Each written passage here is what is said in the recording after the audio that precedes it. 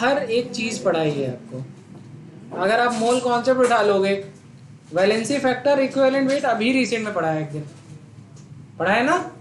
और थोड़ा मोड़ा नहीं, हर तरीके का करा दिए, इसके बाहर आना नहीं है, ये भी तय है। आज मैं आपको थोड़ा सा फिर से पढ़ा रहा हूं, जरूरत नहीं है लेकिन पढ़ाना है, ठीक है। Now the next is calculation of valence factor. We are going to calculate the valence factor या वैलेंसी फैक्टर। या तो आप इसको v.f से डिनोट कर लें, या फिर आप स्मॉल n से डिनोट करें। एग्जाम में कई बार इन चीज़ों से लिख करके आया है, मैं आपको इसलिए बता रहा हूँ ताकि आपको पता सब रहे, कर पाए ना कर पाए लेकिन आता रहना चाहिए। तो what is valency factor actually? It is a total increase और decrease in oxidation state per molecule of a compound, per molecule of a compound। बात समझ में आ रही है? बात समझ में आ रही है? पर मॉलिक्यूल शब्द सुनते ही आपको क्या समझ में आ रहा है कि किसी भी मॉलिक्यूल में टोटल कितना इंक्रीज या डिक्रीज है ऑक्सीडेशन स्टेट का, राइट। तो लिखा है टोटल इंक्रीज और डिक्रीज इन ऑक्सीडेशन स्टेट पर मॉलिक्यूल ऑफ अ कंपाउंड, ठीक है। तो मॉलिक्यूल एक ही एलिमेंट से बना होता है या एक से ज्यादा एलिमेंट से भी बन के जा सकता है? एक से ज्यादा। तो यहाँ एलिमेंट की बात हो रही है कि मॉलिक्यूल की, मतलब किसी भी मॉलिक्यूल में टोटल कितना है। जैसे Cr2O7 2 माइनस, Cr2 का कंसीडर होगा, नॉट कि Cr का, ठीक है।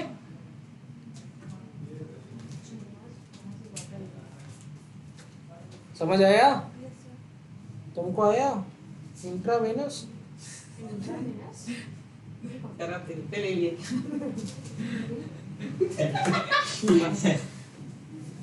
सीरियस हो गया। Just kidding. I2 से बना 2I माइनस, राइट। तो ये है 0 और यहाँ पर 2 आयोडीन है ना। तो पर मॉलिक्यूल की बात हुई, तो लिखिए यहाँ पर कितना होगा। तो यहाँ पर कितना है, फॉर 2I इट इज -2। एक का -1 तो 2 का -2, तो that is -1 into 2, that is -2। Total change 2 का है, ठीक है। इसी तरीके से जैसे यहाँ पर लिखा है I माइनस से I2, ठीक है, इसकी 0 है और इसका क्या है -1। तो यहाँ पर लिखा है कि अब देखो फॉर 1 आयोडीन इट इज -1, ठीक है। हालांकि टोटल इंक्रीज कितने का है, 1 का है इन ऑक्सीडेशन स्टेट, ठीक है। बस समझ में आ गई? नोट करें एक बात। अब मुझसे आप लड़ाई कर सकते हो कि सावंत यहाँ पर 2 आयोडीन कंसीडर किए थे, यहाँ एक क्यों की हो। मैं तुमको यही तो बताना चाहता हूँ बेटवा, यहाँ पर भले I2 है इसलिए 0 है, अगर मान लो खुदा ना खास्ता कुछ और होता तो एक ही आयोडीन की बात होती गुरु, क्योंकि रिएक्टेंट साइड का मॉलिक्यूल का डिसाइड करता है कितने का चेंज होगा। दिखाऊंगा अभी,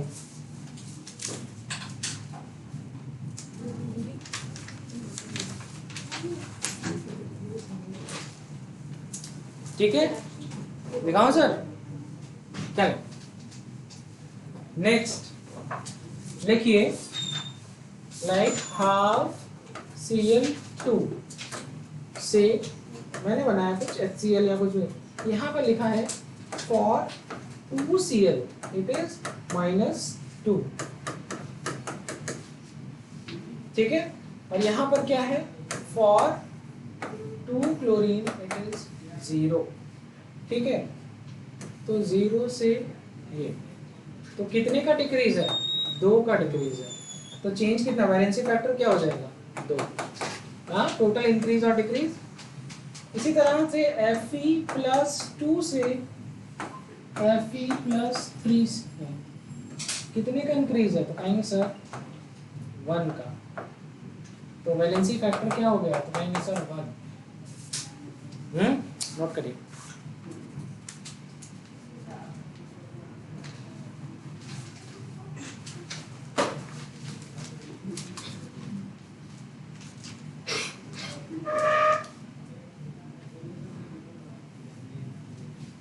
ठीक है, चलो थोड़ा सा लिखना है। लिख लीजिएगा। Na2S2O3 से आपने बनाया Na2S4O6, तो यहाँ पर कितना सल्फर है बताओ? यहाँ पर कितना सल्फर है? 2 कितना आएगा? कितना आएगा? 3 2 जा 6, 2 निकल गया तो क्या है? 4 आया। कितना आया? 4 +4, दोनों का मिला करके। इधर कितना आएगा? 6 ऑक्सीजन है, 4 सल्फर है, 2 सोडियम है, 6 दूनी 12, -12, -12 में से 2 नाइट सोडियम का निकाल दो, 1 1 2, कितना हो गया? -10। तो सल्फर पे कितना आना चाहिए? +10, यही आना चाहिए ना? अरे भैया 4 सल्फर का +10 आएगा कि नहीं ओवरऑल? मैं ओवरऑल की बात कर रहा हूँ। यही तो गलत है सर। रिएक्टेंट डिसाइड करता है, तो रिएक्टेंट में कितना सल्फर है? 2। तो इधर कितना है? 4। कंसीडर कितने को करेंगे? 2। लिखेंगे फॉर 2 सल्फर। कहा था ना कि मौका मिलेगा तो बता देंगे कि तुम्हें कितना सल्फर लेना है बेटा। ठीक।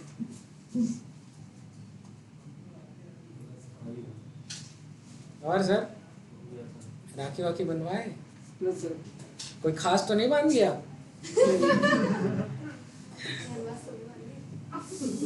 शहनवाज राखी नहीं बांधता। फ्रेंडशिप बैंड बांधे, काहे राखी बांधेगा? ये क्या होता है? ब्लोवर ये चलेंगे सत्यम। ये गंदे इशारे। अरे सर आप ये कैसा इशारा होता है बे? ये जो वो इंग्लिश मीडियम वाली बच्चियां नहीं होती, तो उसमें हिंदी इंग्लिश वाला एक गेम होता है, तुम्हें पता है? तुम लोग खेलते होगे ना तुम? हाँ, दम शराज। उसमें इंग्लिश ऐसे होता है, हिंदी ऐसे होता है। अपन नहीं खेला, अपन सीबीएसई, सत्यम थोड़े थोड़े ऊपर से सख्त लौंडे, तो कभी मौका ही नहीं मिला। हाँ मैं भी कभी नहीं मौका नहीं खेला लगा। सर। वो तो कभी खेलता ही नहीं छोटा-मोटा। ठीक है, तो कितने का चेंज है? टोटल इंक्रीज कितने का है? 1 का। वैलेंसी फैक्टर क्या होगा? 1। वैसे क्या रहा था? 2, और है क्या? 1। बात समझ में आया? बारीक काम, बड़ा काम नहीं, बारीक। देखो सिलेक्शन बारीकियों पे होता है। लड़के भावनाओं में बह जाते हैं। आधे लड़कों को गर्मी इस बात की होती है कि यार मैं तो सीबीएसई टॉपर हूँ, आईसीएसई टॉपर हूँ, स्कूल टॉपर हूँ। हाँ, नहीं जानते? नहीं सर, रोज देखते हैं हम लोग। हमारा पापा नहीं। हाँ, हाँ, तो मैं स्कूल टॉपर हूँ। हमने कहा अच्छा। एक बच्चा था, मिला हमको एक बार, कह रहा है, हाँ बताते हैं, बड़ा अच्छा इंसिडेंट था। तो कोई स्कूल था, उस स्कूल में मतलब 20-22 ब्रांचेस चलती थी स्कूल की। तो मेहनत किया था, नो डाउट बच्चे ने मेहनत नहीं करी। 10th में भी अच्छा परफॉर्मेंस था, 11th-12th में भी था, 10th में भी टॉपर था, 12th में भी अपने अपने स्कूल में टॉपर था। बस हाँ। अपने पापा के स्कूल में। नहीं, पापा नहीं, दूसरे पापा का स्कूल था। समझो, अच्छा बच्चा था, मतलब मेहनत करने के वाले को भैया इज्जत देनी चाहिए। किया था टॉप, मैंने कहा ठीक है। वो सक्सेस चढ़ गई थी उसको कि मैं तो फेल ही नहीं हो सकता किसी चीज़ में। ठीक है, ठीक है। तो एक दिन ऐसी गुफ्तगू होने लगी, मैंने कहा यार कितने कहे कि मैं अपने स्कूल में टॉपर था। मैंने कहा अच्छा। तो कहा मेरे स्कूल में मेरी फोटो लगी। हमने कहा अच्छा। सुनिए बात, हाँ सुनिए, बाद में मज़ा है। तो मैंने क्या कहा कि बेटवा तुम्हारे स्कूल की कितने और ब्रांचेस चलती हैं? पता चला 20-22 ब्रांचेस चलती हैं। हमने कहा कितने में टॉप किए? कह रहा है पता नहीं हमको। हमने कहा अच्छा। हमने कहा ओवरऑल जिस डिस्ट्रिक्ट में तुम रहते हो उसमें कितने स्कूल हैं? हर स्कूल में हर एक टॉपर है, हर सेक्शन में एक टॉपर हाँ सर, है ना? अरे निकला काहे नहीं? मैं टॉपर ना, बुरा नहीं कह रहा हूं, बात कह रहा हूं। ताकत दिखाने की चीज नहीं है, ताकत संभाल के रखने वाली चीज है। मौका मिले तो पलटा दो। समझे? हाँ नहीं, आप नहीं समझ पा रहे हो, लोग पागल हो जाते हैं। सक्सेस पचा का पाना, सर टाइम बिल्कुल बिल्कुल बिल्कुल, ठीक है। आप एक रेस में विजेता हैं, ये सच बात है, और वो ट्रॉफी आप अपने पास रखे संभाल के। अगली ट्रॉफी के लिए उस ट्रॉफी की कोई वैल्यू नहीं है, क्योंकि एक रेस खत्म होती है तो दूसरी शुरू होती है। एक रेस आपकी जब खत्म हुई, कहानी खत्म, आप दूसरे पे लगी हो, दूसरे पे हमेशा जीरो से लगना होता है। सही कहें कि नहीं? उस पे काम कीजिए। वो एनर्जी, वो पैशन, वो पावर, वो पैटर्न आप अपने दूसरे काम पे लगाइए, तो वो आपके काम में सपोर्ट करेगा। लेकिन अगर आप उस चीज को पकड़ के बैठ गए तो वो आपको पागल बना देगा, और इंपल्सिव बिहेवियर कभी सक्सेस नहीं दे सकता। If you are becoming impulsive, अपना नुकसान कर लोगे, क्योंकि आपका दिमाग एग्रेसिव होगा, उसको जीतने की आदत होगी, और जिसको जीतने की आदत नहीं होती है वो अपने आप को हारता हुआ बर्दाश्त नहीं कर पाता, तब वो पागल हो जाता है। कभी कभी आदमी क्या करूं को समझ नहीं आ रहा है, नहीं, सिचुएशन कैसी भी हो, अपनी एनर्जी पे काबू रखिए और अपना बेस्ट आउटकम दीजिए। कभी कभी मैं कहता हूं कि आपको एग्जाम में नहीं आ रहा है, लेकिन मैं कहता हूं कि आपने साल में 1-2 बार उस चीज को पढ़ा है, हो सकता है कि आप थोड़ा पेशेंटली बैठें, उस पर ध्यान लगाए तो पुरानी चीजें याद आ जाती हैं। आती हैं कि नहीं? बहुत कमजोर शख्सियत, मैं आपको बताता हूँ, बहुत कमजोर शख्सियत चुटकी बजा के फ्रेजाइल हो जाता है। हड्डी जब ज्यादा सख्त हो जाती है तो कहते हैं कि फ्रेजाइल है, बुढ़ापे में हड्डी सख्त हो जाती है, और हड्डी सख्त होने का मतलब हड्डी अकड़ गई। जिस हड्डी में फ्लेक्सिबिलिटी नहीं, तुरंत चिटक जाएगी। बहुत लोगों को सुना होगा, कुर्सी से गिरे हड्डी टूट गई, दोनों पैर टूट गए, सुना है कि नहीं? सुना है ना, ये तो बहुत सुना होगा। तब लगता है यार ये हम लोग दिन भर गिर जा रहे हैं, हमारा कुछ नहीं टूट रहा, अगले का टूट जा रहा पैर। आपने सुना होगा, बुजुर्ग है आदमी, स्टिफनेस इज द प्रॉब्लम। जो इंसान फ्लेक्सिबल नहीं है वो अपने आप को बैलेंस ही नहीं कर सकता। चेहरे पे सिकन आ गई मतलब तुम हार गए, याद रखना। चेहरे पे अगर आपके सिकन आ गई और आपका लहजा चेंज हो गया, आप हार गए हैं। मैं तुमको बताता हूं कि बुद्धि की हार आपको ताकत की आजमाइश पर विवश करती है, याद रखना। जब तुम किसी से बहुत हारने लगोगे तार्किक तौर पर, तुम एग्रेसिव हो जाओगे, पागल हो जाओगे। कभी भी देख लेना, जिस सिचुएशन में तुम हार रहे होगे, जहां आप दिमाग से उससे हार गए वहां आप पागल हो जाओगे। तुम पहले ही हार चुके हो। बुद्धि की हार हमेशा ताकत की आजमाइश पे आपको विवश करेगी, और उसके बाद तो जो बुरा हाल होगा संभाल नहीं पाओगे। हमेशा जहां आप लूज हो वहां एक्सेप्ट करो।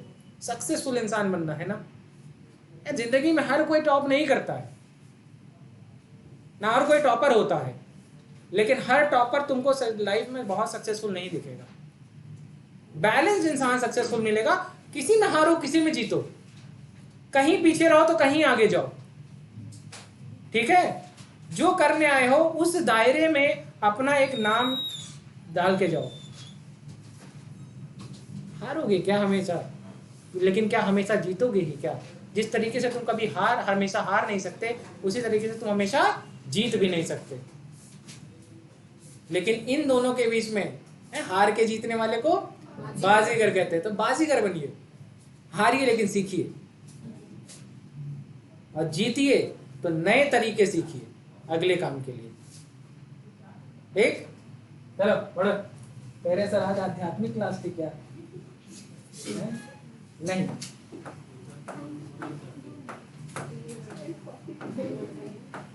चलो इस क्वेश्चन को बताओ, बताओ। अरे टाइम टाइम टाइम, जैसे वो कहते ना, भैया जी पानी पिला दीजिए, पानी पानी पानी।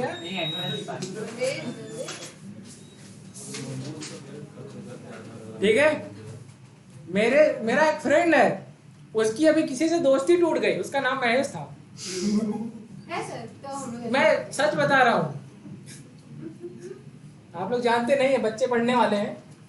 अभी बीच में इतना ट्रोल हुआ है ये नाम, हाँ सर बहुत ज्यादा। बहुत तो उससे बहुत लोगों ने दोस्ती। वो लड़का डिप्रेशन में है, हाइपर टेंशन की दवाई खा रहा। मेरा दोस्त का सचिन नाम था। चलो नाम वाम से कुछ नहीं होता। क्या? तो लेकिन आपका नाम लिखो। मेरा बचपना राखी सावंत सुनते बीता।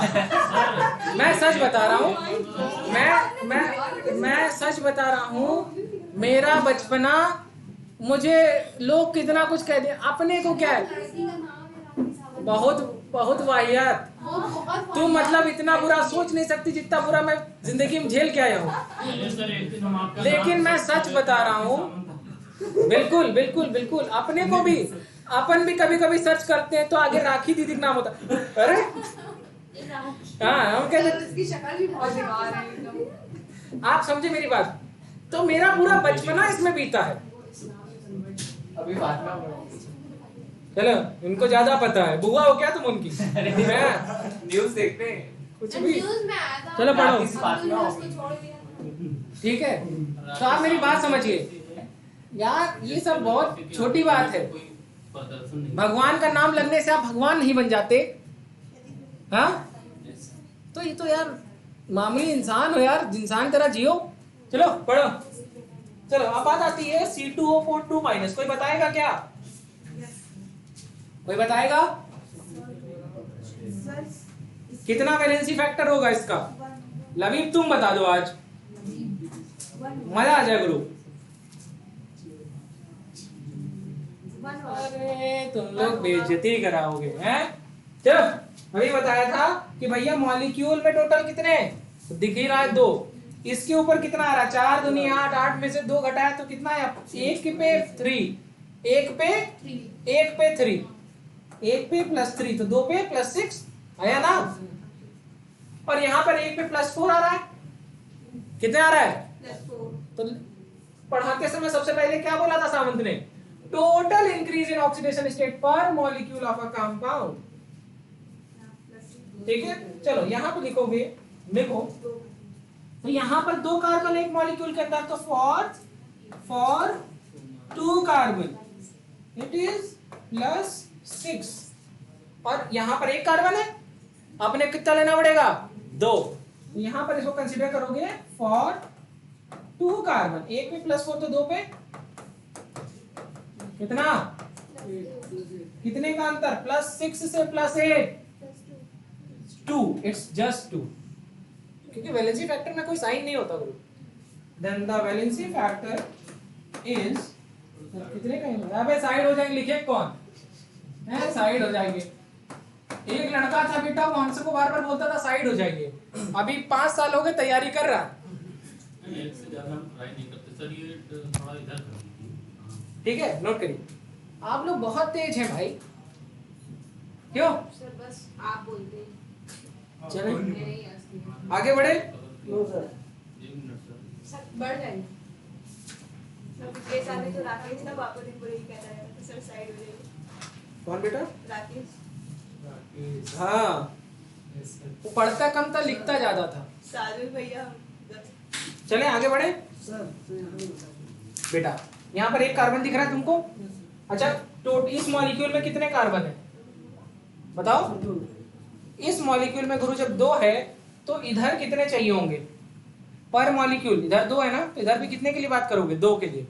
लिखा नहीं हो लेकिन है। एक कार्बन, एक मॉलिक्यूल में 2 कार्बन है, तो इधर भी इतना ही होना चाहिए ना। तो यहाँ पर तुम चाहो तो 2 लिख लो, चलो तुम्हारे कहने पे लिख दे रहा हूँ। तो अब 2 कार्बन पे टोटल एक, अब जैसे 2 कार्बन डाइऑक्साइड है, 1 पे +4 तो 2 कार्बन पे +4 कितना? +8। या देखो लिखा, टोटल चेंज आ गया। एक क्वेश्चन करना है? अच्छा, मैं बहुत मजाक करता हूँ क्या आप लोग के साथ? सर बिल्कुल। अब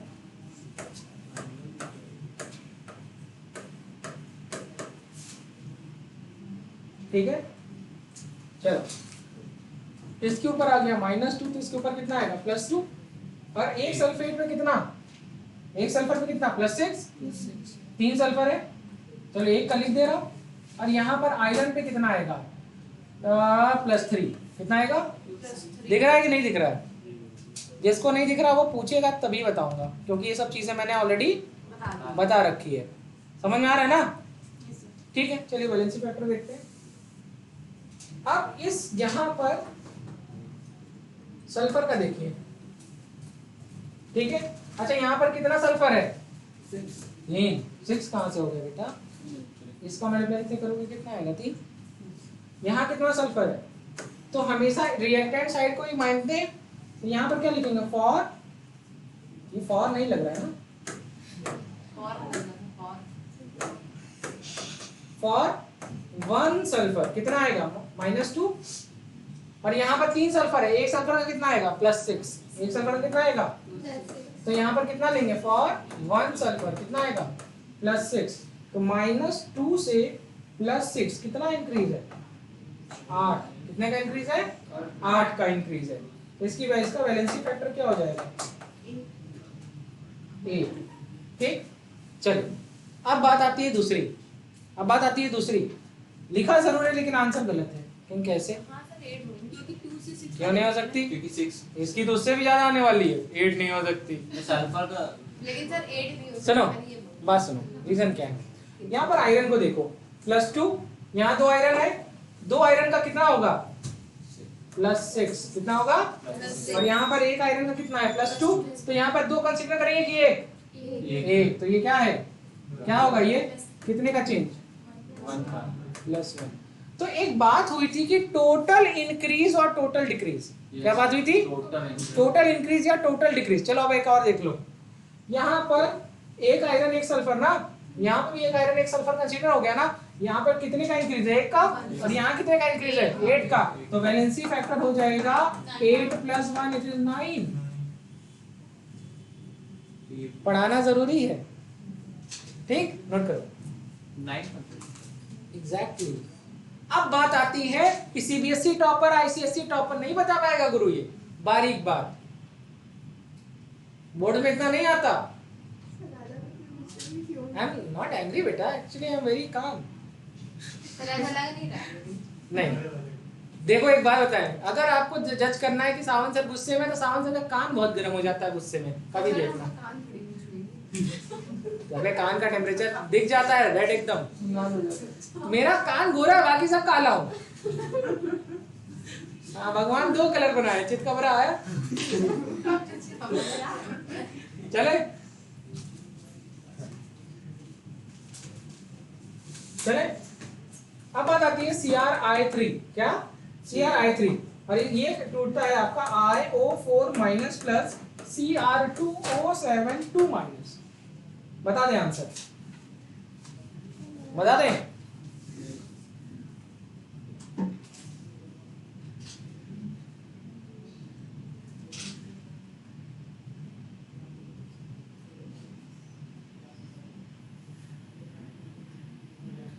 क्वेश्चन लिखने से ज्यादा जरूरी है क्या है? सॉल्व करो, तुरंत सॉल्व करें। मतलब आप लोग को इतना तेज होना चाहिए कि कहना चाहिए आपको सावन मैं सॉल्व करके दिखाता हूँ। सही में आ करके पेन वेन छीन लिया करें, ठीक है? 4 का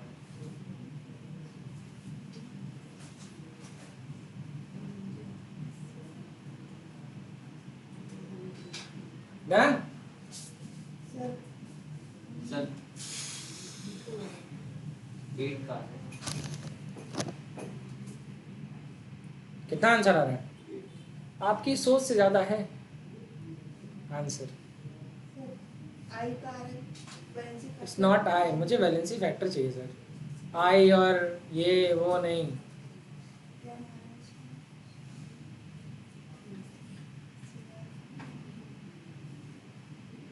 अरे भाई लाइव में बचाओ भैया, कृष्णकांत बताओ, सरफराज बताओ, जो बच्चा दिखता जा रहा बताता जाए। अंशुल आप बता दें, लबीब बता दें।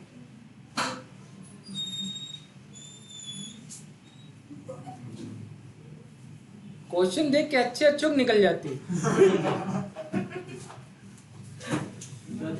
चलो यहाँ पे कितने आयोडीन है?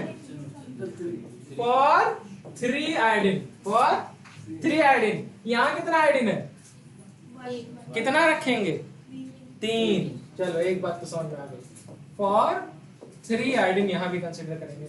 यहाँ पर कितना आएगा? 3 है तो -3, 1 पे -1, 3 पे -3, और यहाँ पर देखोगे तो कहेगा +7। दिख रहा तुमको? हाँ सर दिख गया। क्या बात है, इतनी दूर की नजर। तो +7 × 3 7 × 21 +21, कितने का डिफरेंस? 24 बड़े। चलो अब यहाँ देखो, क्रोमियम +3, यहाँ कितना क्रोमियम है? 2। लेंगे कितने को? 1 को। कितने को? क्यों? क्योंकि रिएक्टेंट साइड डिसाइड करता है। फॉर 1 क्रोमियम भैया +3 का कितना, इसका कितना? +6 आएगा ना, दैट इज +6। गुरु कितने का डिफरेंस है? 3 का। तो 24 और 3 27। तो valency factor is equal to increase कितना? 24 का टोटल इंक्रीज। यहाँ पे भी 3 का इंक्रीज है। 24 + 3 इज इक्वल टू 27। डन? हाँ तुम ही सही बता रही, 9 बता रही थी।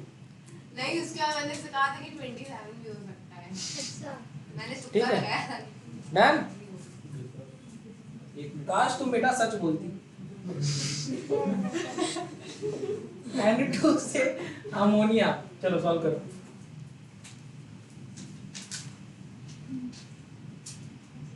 एक चीज लिख लो, चाहो तो ऐड कर लो यहाँ ऑफ रिएक्टेंट।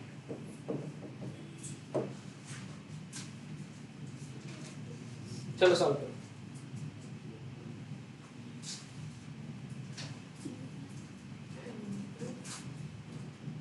N2 से अमोनिया, वैलेंसी फैक्टर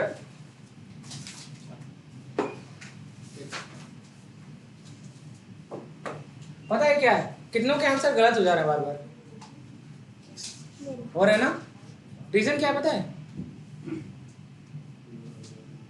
चालाकी करना।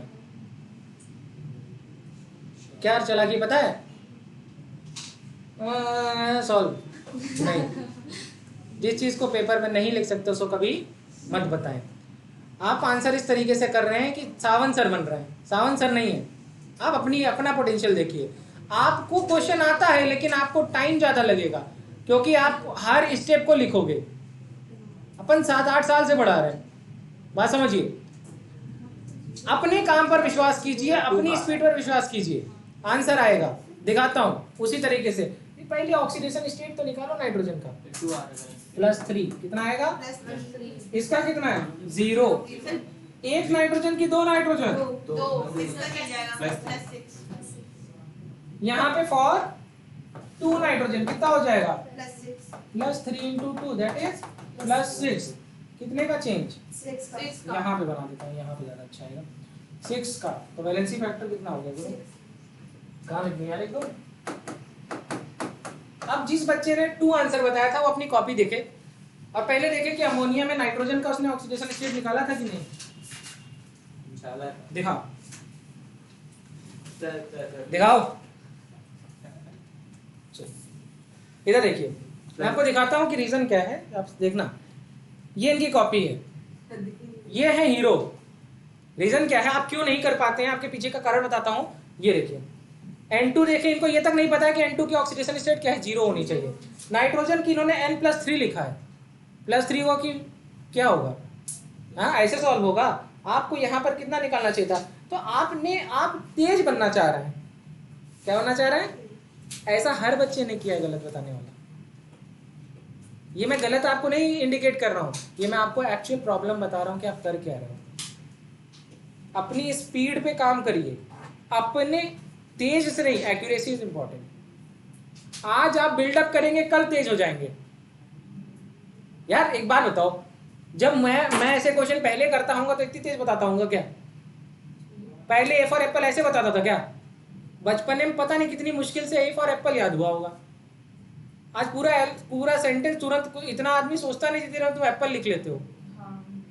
तो 10-8 साल की ट्रेनिंग है तुम्हारे ऊपर, तब तुम जाकर के इतनी स्पीड आई। एक्यूरेसी मम्मी 10 घंटा मार के इरेजर से करा के ए बनवाई ना, तब जाकर वो ढंग का ए बनना शुरू हुआ। उस एक ए को बनाने में 1 घंटा लग जाता था, मारे अलग जाते थे। नहीं किया है बचपन में? तुम वो चीज नहीं एक्सेप्ट करना चाह रहे हो, तुम सोच रहे हो कि तुम बैठे हो और हो जाएगा। जादू नहीं है। शुरू में हमेशा स्टेप लिखिए। जब आप स्पीड करोगे ना तो तुमको, जब तुमको आदत हो जाएगी तब तुम उस स्टेप को स्किप करोगे और डायरेक्ट तुम ऑक्सीडेशन स्टेट ऑफ नाइट्रोजन ना लिख करके तब तुम +3 -3 जो लिखना तुमको लिखोगे।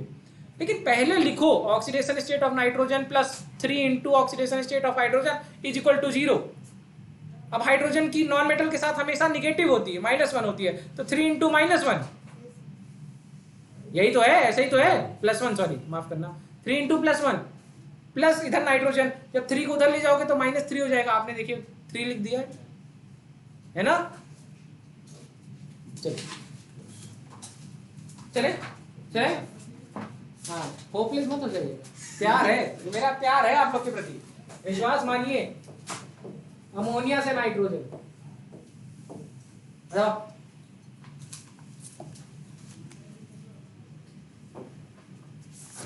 अब बता सकते हो तुम लोग। अरे यार अभी नाइट्रोजन से अमोनिया बनाया था। हाँ अच्छी बात है, दूध का जला छाछ ही फूक फूक के पीता है। ठीक है, हाँ गुड। वैलेंसी फैक्टर कितना आएगा? पक्का? गुड, बहुत अच्छा आंसर है। रीजन क्या है? फॉर रिएक्टेंट के डिसाइड करता है कि उसके एक मॉलिक्यूल में फॉर 1 नाइट्रोजन इट इज 3। यहाँ पर फॉर, अब यहाँ पर 1 लेंगे कि आधा लेंगे कि 2 लेंगे? 1 फॉर 1 नाइट्रोजन, 2 का 0 है तो 1 का भी 0 ही होगा। फिर तुम चालाकी कर रहे हो, कॉन्सेप्ट एक रखो। हाँ साथी, एक हिंदी में कहावत थी, भी बता देते बच्चे मजा ले लेते, इसलिए नहीं बता रहा हूँ।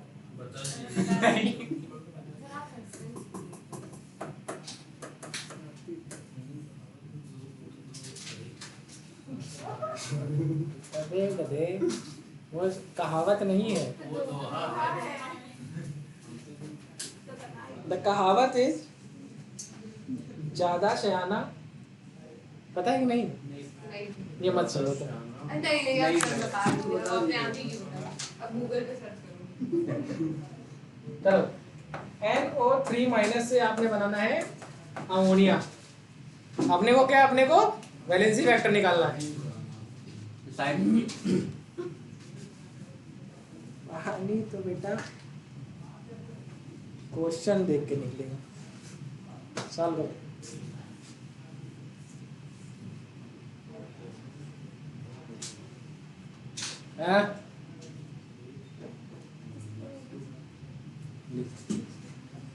अरे ठीक है, कॉन्फिडेंस नहीं आ रहा, आंसर सही है, +5 होगा। NO3- है, लेकिन सॉल्व कर लिया करो, ठीक है? और उसी पेज पे लिखो, तब तो तुमको कल को याद आएगा कैसे निकाले थे। साइड में लिखो, यहाँ पे जगह किस लिए? हाँ कितना आया? ये आएगा कितना? 3 2 6, 6 में से 1 निकालोगे, यहाँ पे आएगा +5, कितना आएगा? और यहाँ कितना आ रहा है? -3, कितना आ रहा है? +5 से -3। अच्छा यहाँ पर 1 नाइट्रोजन, यहाँ भी 1 नाइट्रोजन, फॉर 1 नाइट्रोजन, राइट? और ये भी हो गया फॉर 1 नाइट्रोजन, राइट? तो यहाँ पर आ गया +5 और यहाँ आ गया -3, तो कितना हो गया भैया? -8, +5 से -3 हुआ ना, तो डिक्रीज हुआ, -8, तो वैलेंसी फैक्टर क्या आ गया? 1। क्या आ गया? सर 2 आएगा, 2 आना चाहिए तब। हाँ बिल्कुल 2 आना चाहिए। करो -3 है तो 2 नहीं आएगा सर, आपने वहाँ पे -3 लिया, वहाँ +3 होगा। +5 से +4 1, +4 से +3, +3 से +1, +1 से 0। मैथ नहीं है, इट इज केमिस्ट्री। अब 0 से -1, -1 से -2, -2 से -3, राइट? वहाँ पे -3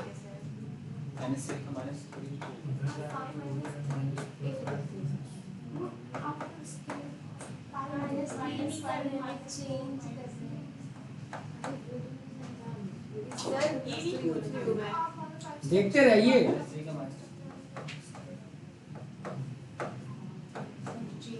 एक change, 2 change, 3 change, 4 change, 5 change, 6 change, 7 change, 8 change. Total change कितनी हुई ऑक्सीडेशन स्टेट में?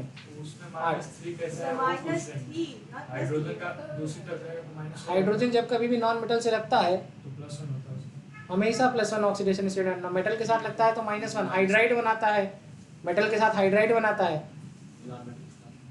लिख लो, देख लो बेटवा, नाइट्रोजन है, ये है लोन पेयर, ये 1 2 3 इलेक्ट्रॉन, ये है हाइड्रोजन, ये है, ये है और ये है।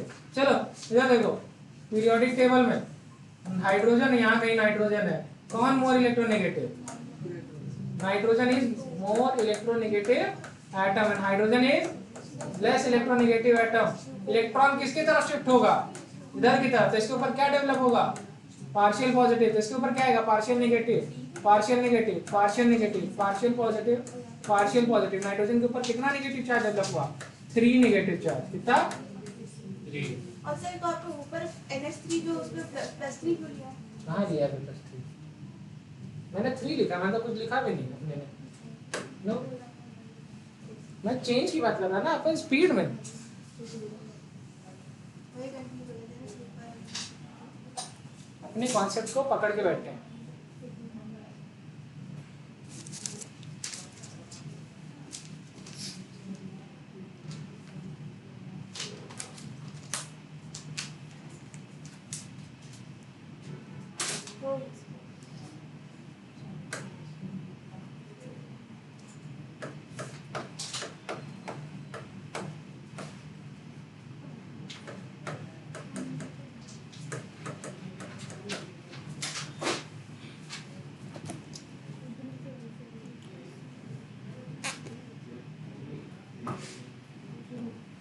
एक बात पूछूं? कंपैरिजन नहीं है, जस्ट थिंग। अगर आप देखें तो स्कूल्स में भी टीचर होते हैं, right? और कोचिंग में हैं हम लोग। दुनिया ना माने लेकिन हम हैं टीचर, क्योंकि भाई कहीं से ऑथेंटिक लेवल तो है नहीं। अरे भाई, मैं कोचिंग इंडस्ट्री चला रहा हूँ तो मैं मान रहा हूँ ना, मैं टीचर। आप तो नहीं मान रहे। कॉलेज में गए, HOD प्रोफेसर वगैरह सब हैं, टीचर मानोगे उनको भी? बात समझिएगा आप। क्योंकि कॉलेज में आप एक इन्वायरमेंट में हैं जहाँ पे आपको डिग्री मिल रही है स्कूल में, तो स्कूल का टीचर इज अ टीचर, क्योंकि उसके वो ग्रेड्स दे रहा है आपको। क्या दे रहा है? ग्रेड्स। क्योंकि उसके ग्रेड्स, उसके नंबर, आप जो लिख रहे हो उस पर नंबर वो डिसाइड कर रहा है। Is a teacher. कॉलेज में टीचर क्यों वैल्यूएबल है? क्योंकि वो ग्रेड्स दे रहा है वहाँ भी। हाँ, डिग्री कॉलेज नहीं दे रहा है, मतलब डिग्री कॉलेज दे रहा है लेकिन टीचर ग्रेड दे रहा है, जिससे आपकी डिग्री बन रही है। यहाँ भी डिग्री बन रही है, यहाँ भी डिग्री बन रही है। कोचिंग में डिग्री नहीं बन रही है, बिल्कुल नहीं बन रही है। लेकिन विश्वास मानिए, कॉलेज की डिग्री किसी, स्कूल की डिग्री किसी काम की नहीं जब तक तुमको कोई कॉलेज ना पहुंचा दे। स्कूल की डिग्री किसी काम की नहीं जब तक तुमको कोई कॉलेज ना पहुंचा दे। हम जो ब्रिज हैं, जो हम काम कर रहे हैं, मैं अपने आप को वैल्यूएबल क्यों बता रहा हूँ? मैं क्यों बता रहा हूँ कि मैं क्या काम कर रहा हूँ? जरूरत नहीं है, लेकिन मैं एक बात बता रहा हूँ। और डिग्री जरूर दे रहे हैं, डिग्री लेने लायक बना रहे हैं यार, वहां पहुंचा रहे, जाके डिग्री मिलेगी। बात को समझना। कॉम्पिटिटिव एग्जाम कौन सा स्कूल का टीचर करा रहा है? जिस 12वीं को तुम पूरे साल 11वीं 12वीं 9वीं 10वीं करके आए, क्या कि तुम पहुंच गए अपने मन के मेडिकल कॉलेज में? पहुंचे क्या इंजीनियरिंग कॉलेज में? जो ग्रेड दिया उसकी वजह से भी तुम कॉलेज नहीं पहुंचे, लेकिन जिसने सिर्फ पढ़ा दिया तुम पहुंचा गए। तुमको डांटा, मारा, तुमको बताया, कमियां बताई, तुमको चीजें दिखाई, फिर तुम खुद बन गए वो काम करने लायक। तुमने अपनी डिग्री खुद क्रिएट करी। तो याद रखना, टीचर का मतलब ये नहीं है कि कहीं से ग्रेड मिल रहा है तो टीचर है। टीचर का मतलब है हर वो इंसान जो तुम्हें कुछ बना रहा है। जो तुम्हें किसी भी चीज़ के लिए ट्रेन कर रहा है, तुम्हारी लाइफ को किसी भी तरीके से मोल्ड कर रहा है। आपके पापा भी आपके अच्छे टीचर हैं, अच्छे गाइड हैं, ममा अच्छी गाइड है, अच्छी टीचर है, अंकल हो सकते हैं, जो आपका वेल विशर है, जो आपको मोल्ड कर रहा है किसी अच्छी डायरेक्शन में। ठीक है, थोड़ा सा मुझे लगता है डेफिनेशन बदलनी पड़ेगी। हाँ चलो आंसर बताओ। बहुत सही आंसर है एक्चुअली, क्या बात है। फॉर 2 क्रोमियम तो आंसर कितना आएगा? 14 दिख रहा है? अरे सॉरी 6 प्लस 12 आएगा, दिख रहा है कि नहीं? -14 और 2 पोटेशियम +2 निकल गया। आ रहा है कि नहीं आ रहा है? +1 × 2 -2 × 7 दैट इज -14, 2 × +6 देखो नेट 0 आ रहा है कि नहीं? आ गया। इधर देखिए यहाँ एक क्रोमियम कितने लेंगे? फॉर 2 क्रोमियम क्या हो गया? +3 × 2 दैट इज +6। कितने का अंतर?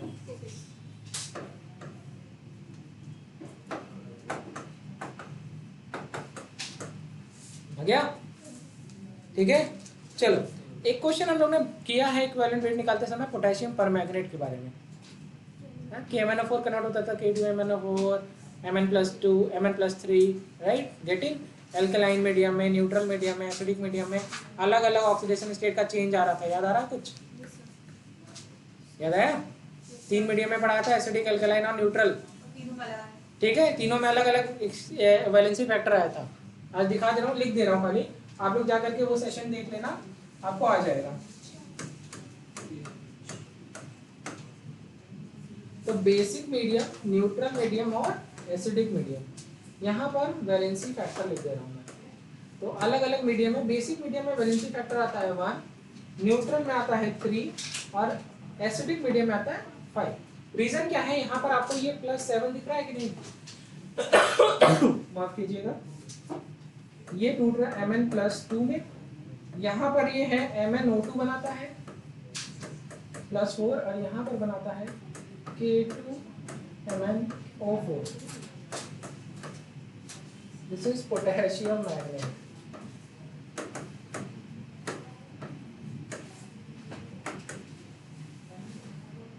भैया +7 से +6 कितने का चेंज? 1 का। वैलेंसी फैक्टर आ गई। +4 और +7 कितने का डिफरेंस? 3 का। दिख रहा है कि नहीं दिख रहा है? और देखो +7 से +2 कितने का डिफरेंस? 5 डन। तीनों की वैलेंसी फैक्टर आ गई। अलग अलग मीडियम में अलग अलग वैलेंसी फैक्टर नोट कर लो। चलो अब मैं बताता हूँ कि मैं ये पढ़ा क्यों रहा था। क्योंकि रिडॉक्स में इक्विवेलेंट वेट निकालना होता है डिसप्रपोर्शनेशन रिएक्शन का। किसका निकालना होता है? Disproportionation reaction. किसका निकालना होता है? ठीक है, अंशुल गायब। चलो, now the next is calculation of equivalent weight of oxidizing agent या रिड्यूसिंग एजेंट। ठीक है, now the equivalent weight of oxidizing agent या reducing agent is equal to molecular weight of oxidizing agent या reducing agent by valency factor। ठीक है, एक example में solve करें। आंसर क्या है? आप ऑक्सीडाइजिंग एजेंट या रिड्यूसिंग एजेंट का मॉलिक्यूलर वेट लिखेंगे और किसे डिवाइड कर देंगे? Valency factor. सॉल्व कर लोगे एक क्वेश्चन? दें FeC2O4 से Fe+3+CO2। Find the equivalent weight of FeC2O4। चलो,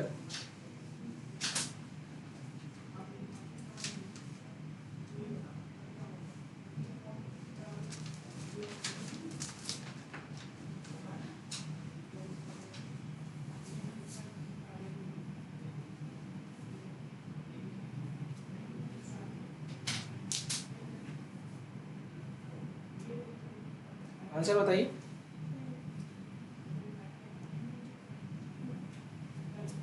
अच्छा अच्छा क्वेश्चन है, आसान है, बहुत आसान है। अरे आप लोगों ने अभी FeC2O4 का निकाला है ना, जरा उसमें से वैलेंस वेक्टर देख लो, कोई कर पाया? हाँ, वैसे जो भी मॉलिक्यूलर वेट होगा FeC2O4 का वो आप लिख लेना यहाँ पर, मॉलिक्यूलर वेट ऑफ FeC2O4 और इसका डिवाइड कर देना। चलो वैलेंसी फैक्टर निकालो भाई, कितना आ रहा है?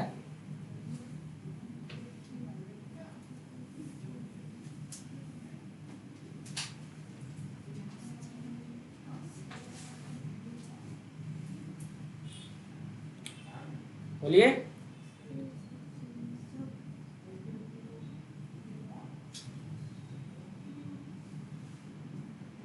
आज तो मुझे लगता है मेरे ही ऊपर फाइन लगना चाहिए, बाकी सब तो ड्रेस में। अच्छा ये भी नहीं है, तो तुम लोग को हमसे फाइन लेना चाहिए। चलो चलो सॉल्व करो। कितना है? -8। तो एक कार्बन पे कितना? तो एक कार्बन का मैक्सिमम +4 है। हाँ, इससे कार्बन का 4 दूनी 8 है ना। अभी आयरन है तो C2O4 2- था ना, लिखा था ऑक्सीलेटो, देखो तो ये इसके ऊपर +2 आएगा, तो एक कार्बन पे +3 आएगा, दो कार्बन पे कितना आएगा? +6। तो ये हो गया फॉर 2 कार्बन। फॉर एक मॉलिक्यूल में 2 कार्बन है तो कितना हो गया? +6 हो गया ना। और एक फॉर 1 Fe कितना है? +2, यही तो है, यही है ना। इधर Fe+3 है तो यहाँ पर हो गया। अब यहाँ पर एक आयरन लिया था ना तुमने, इधर भी फॉर 1 Fe कितना आएगा? +3। तो कितने का चेंज आएगा? +2 से +3 कितने का? एक का इंक्रीज है। क्या है? एक का इंक्रीज है। अच्छा देखो कार्बन डाइऑक्साइड, यहाँ पर कितना कार्बन लिए हो? 2 कार्बन, कितना आया? +6। एक कार्बन पर कितना? +4। तो यहाँ पर कितना कार्बन लोगे? For 2 carbon it is +4 × 2 that is 8। कितना? तो जरा देखो बेटवा, +6 से +8 कितने का इंक्रीज? 2 का इंक्रीज, तो टोटल इंक्रीज। अब कहोगे सावंत तुम सब तो बताते हो, ऑक्सीजन नहीं बताते हो। हाँ, क्या कहोगे तुम लोग? तुम सब बताते हो लेकिन ऑक्सीजन नहीं बताते हो। अरे गुरु, यहाँ पे 4 ऑक्सीजन है, एक ऑक्सीजन का -2, 4 का -8, यहाँ लिख लो फॉर 4 ऑक्सीजन इट इज -8। यहाँ पे देखो गुरु कितने हैं? 2 है ना, लेंगे कितना? 4, क्योंकि इधर 4 लिया था। चलो देख लो for 4 oxygen it is equal to, अब एक के लिए -2 है तो 4 के लिए कितना हो गया? -2 × 4 दैट इज -8। भैया कितने का डिफरेंस? इसीलिए सावंत नहीं लेता, कंसीडर नहीं करता। कभी कभी आप लोगों को जब भी शक हो तो अपनी नॉलेज पर विश्वास करें एक स्टेप ज्यादा, लेकिन आंसर वही आएगा। तो कितने का? +1 का इंक्रीज और +3 का इंक्रीज, तो +1 और +2 ना। आंसर क्या आ गया? Valency factor is 3, right. तो अब आप कह सकते हैं सर आप क्या बढ़ाते हैं? कार्बन के लिए 3 हो गया। आज फिजिक्स की क्लास नहीं हुई? होगी बेटा, अभी बेटा मैंने जस्ट 53 मिनट पढ़ाया, कम से कम मुझे 1 घंटा पढ़ाने दो। नहीं सर, नहीं पढ़ा। कोई बात नहीं, आज तुम अपने पुराने टाइम पे घर जाना। 8। हाँ, नहीं, हमारा पुराना टाइम चले आगे बढ़े। चलिए नोट करिए, आप लोग करके आइएगा। Equivalent weight of nitrogen in the reaction. एक क्वेश्चन लाइक N2 से N2H4. The second question is N2S2O3, that is sodium thiosulfate. This is sodium thiosulfate. अगर मैं आप लोगों से कहूँ कि आज के लेक्चर की रिकॉर्डिंग नहीं हुई है तो आपको कैसा लगेगा? कुछ भी नहीं। हाँ, ठीक है। तो आपको क्या निकालना है? Equivalent weight. ऐसा हो ही नहीं सकता सर, रिकॉर्डिंग में है।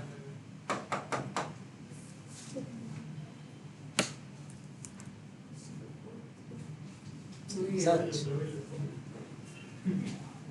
हाँ। चले वो नहीं, वो एक कौन सा था, भेड़िया आ जाता है तब वो कहता है शेर आया क्या था? अरे वही वो जो तो क्लास हाँ, के हाँ, चैप्टर में एक बार सही में शेर आ जाता है, कोई बचाने ही नहीं आता। पहेलिया था। ठीक है, हो गया डन। आगे बढ़े।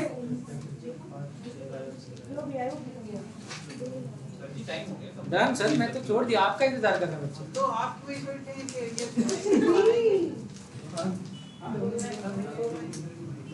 ठीक है, लिखिए CuSO4 और in presence of potassium iodide हमने बनाया Cu2I2। ठीक है, चलें इसका आप निकालेंगे equivalent weight of CuSO4, solve करके आना है। ठीक है, तो नेक्स्ट क्लास में मैं पढ़ाऊंगा दैट इज इक्विवेलेंट वेट अरे सर क्वेश्चन और तो लिखने दीजिए। डिस्प्रपोर्शनेशन